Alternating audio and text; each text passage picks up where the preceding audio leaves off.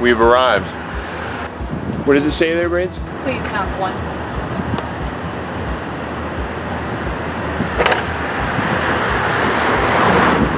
We saw a cool video for 8 minutes inside here. We're going to check out the 19th century living quarters of Edgar Allan Poe while he lived here in Philadelphia. He only lived here for a year, then they moved to New York. Edgar Allan Poe, a hopelessly historically misunderstood man. Much of his reputation as a haunted, macabre madman was due to a scathing, lying biography written by a petty, jealous peer who also happened to be the executor of his will. So what was true of Edgar Allan Poe? He was a middle child of 3, an orphan. He was adopted. He was kicked out of West Point. He lost his wife at 38 and his life at 40. He lived in Philadelphia for 6 years, the last 18 months along North 7th Street. Now it is a museum, enshrining the rooms where the struggling author lived with his beloved wife, Virginia, whom Poe nicknamed Sissy. Apparently, Edgar was not the only poet in the family. His treasured mom-in-law, Maria Clem, whom Poe nicknamed Muddy, and their cat, Katerina. He did not write only dark stories of terror, but also jokes, satire, sensational tabloid editorials, scathing reviews of his contemporaries, accusing them of plagiarism and borrowing too much from European literature, and most notably, the origin of this genre, starring his French protagonist, C. Auguste Dupin. So some of you cool cats out there, you hipsters, know that Edgar Allan Poe actually invented the detective novel, or at least the short story. And here is his character, who Sherlock Holmes was loosely based off of, employing the tool of ratiocination. Can you tell us anything about it, Braids? Yes. She can't. He inspired the likes of Sir Arthur Conan Doyle, Stephen King, Alfred Hitchcock, Ray Bradbury, and Fyodor Dostoevsky. There are some narrow stairs inside these old homes.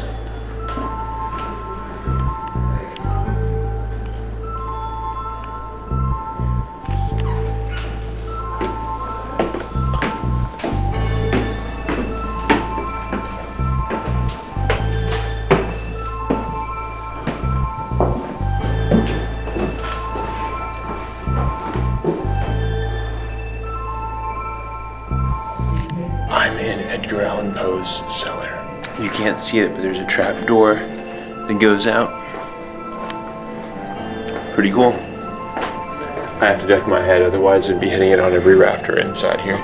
After the Edgar Allan Poe Museum, off we go to the historic district. So much to see. Who's that comely lass? Yep, that one right there. I think you meant come with that.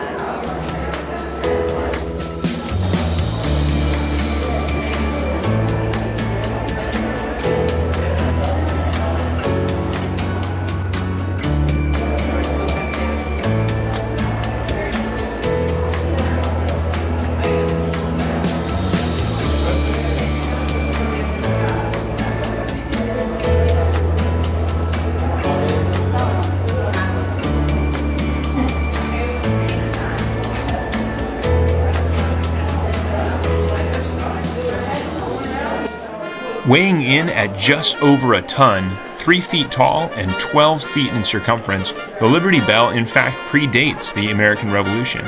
Ordered in 1751 for the 50th anniversary of William Penn's Charter of Privileges for the new colony of Pennsylvania, it started out with the less glamorous name of the State House Bell. On the bell is the biblical verse, "Proclaim liberty throughout all the land unto all the inhabitants thereof." But what makes it so popular, going on tour and visited by heads of state for centuries? Well, the bell rang to mark the signing of the Constitution in 1787, but it also became associated with the abolitionist movement and the symbol of liberty everywhere.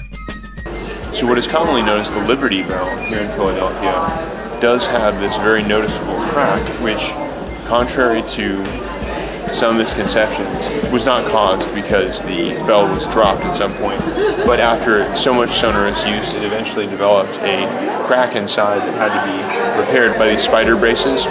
My dad, when he was a boy, actually went to the Liberty Bell, the real one, not this replica, and traced his finger along the crack. This is before it was unavailable for public to be able to see, but it was possible in the 1950s to be able to touch the actual Liberty Bell.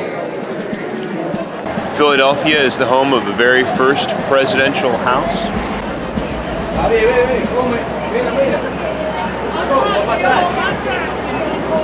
This is the archaeological dig. It reveals the kitchen and lower chamber of the first presidential house here in Philadelphia. So this is where American representative democracy was born. I do believe you've laid a curse on North America.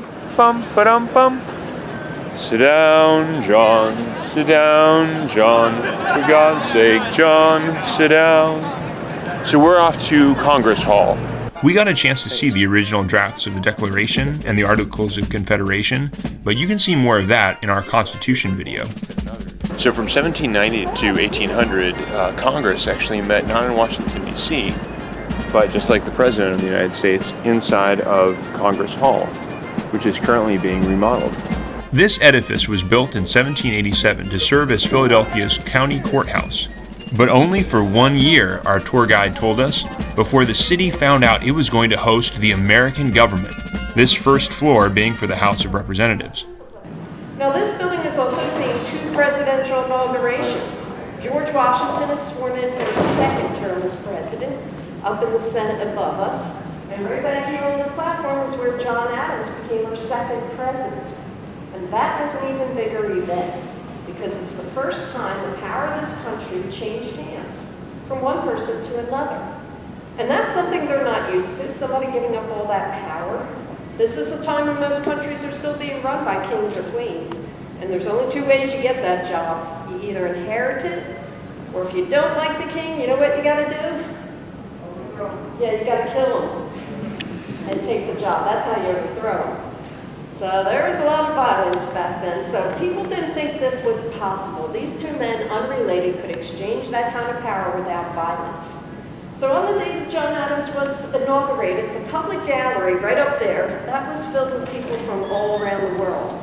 And there were about 2,000 people outside. A lot of these people came to see the riots they thought would break out here.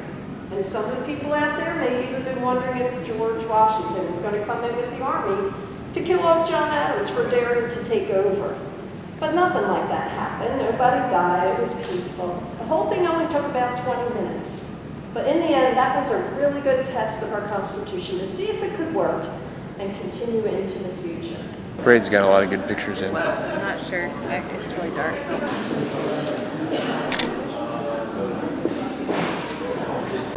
After climbing a steep set of stairs, we get to see inside of offices or workrooms where members of Congress might have had the chance to be able to compile some of the letters or bills that would be going out in Congress later that day. Just above the House of Representatives, on the bottom floor, is the Senate room, which we're about to see. The Senate, then as now, had only 2 senators from each state. By 1800, there were only 16 states, so 32 senators sat in these original chairs. The green carpet is a replica, but the plaster and the eagle painted on the ceiling are the originals.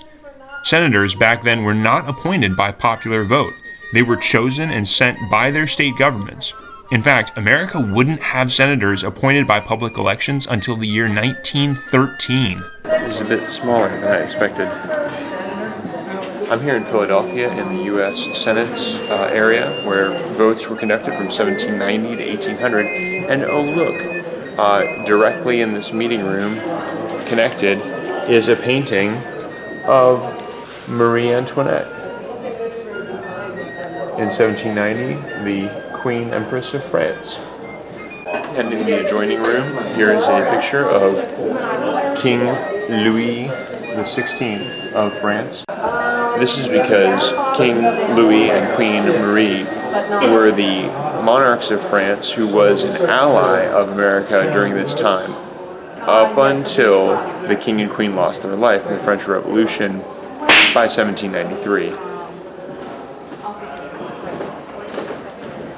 What's the coolest part of Philadelphia so far?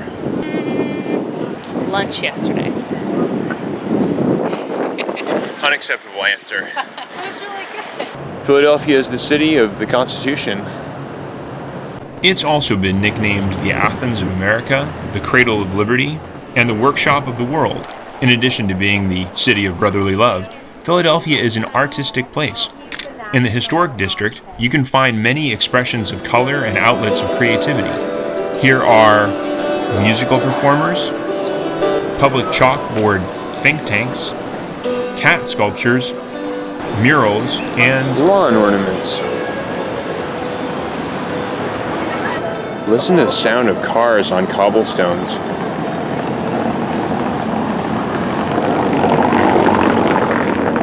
These cobblestones are made for horses and carriages. I wish they would outlaw the carriage rides, Why is that? because pavement and horses are a very bad combo with their feet, and especially cobblestones, very, very bad. And they usually don't get a lot of water in the city. This has been a PSA moment. These birds are tame. Yeah. Philadelphia loves them some Benjamin Franklin.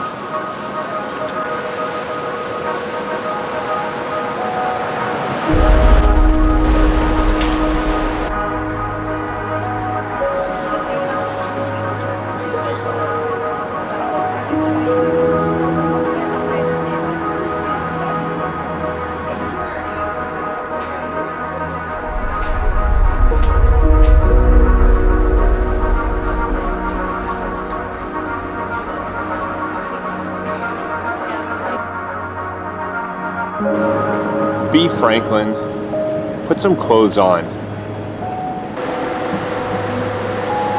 but there was much love for other famous Philadelphians.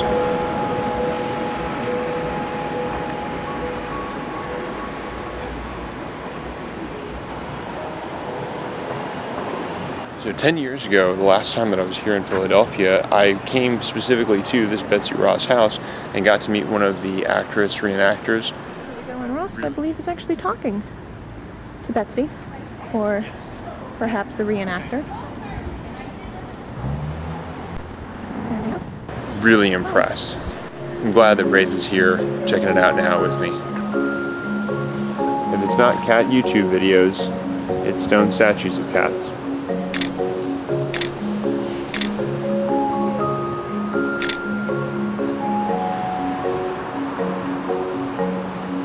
Do you know what they need here to spruce things up? What's that? A flag. They just need a flag somewhere here, I think. No, I don't think that would help.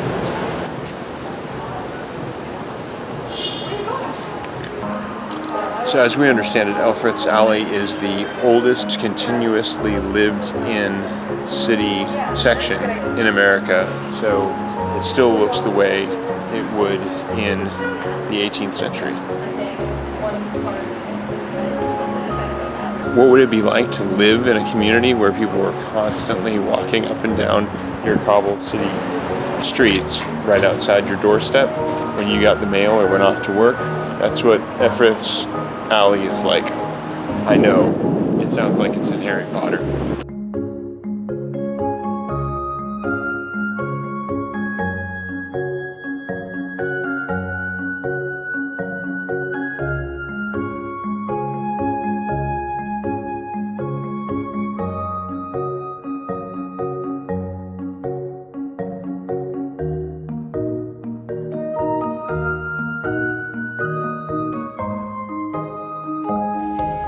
There are, of course, so many historical landmarks. If we had time, we would have visited one of the many museums throughout Philadelphia. Voted the best science exhibits is the Muta Museum. The best history displays is the Museum of the American Revolution. And for the creepiest experience, check out the Eastern State Penitentiary. We only had time to walk by some, like the United States Mint. It's a big building. These murals are everywhere.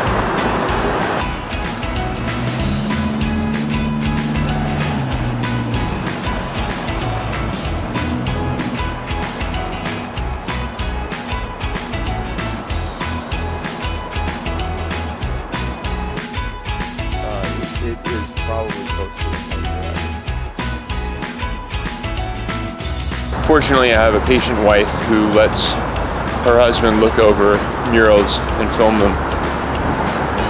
Nice skyline shot, Ross. All my educational life, I've always been told that it's really uncertain whether Betsy Ross ever existed. It's absolutely positive that I existed. Okay. What it is that sometimes people aren't sure whether or not I did exactly sew that first flag, which is understandable because I never write down, I don't have proof, I don't have a receipt in 1776 for the first flag for George Washington. But in 1777, I'm paid by Congress for making many, many flags for the Pennsylvania Navy, flags that look like the 13 red and white stripes and the 13 white stars. About a month after I'm paid by Congress is when they passed the flag resolution, which states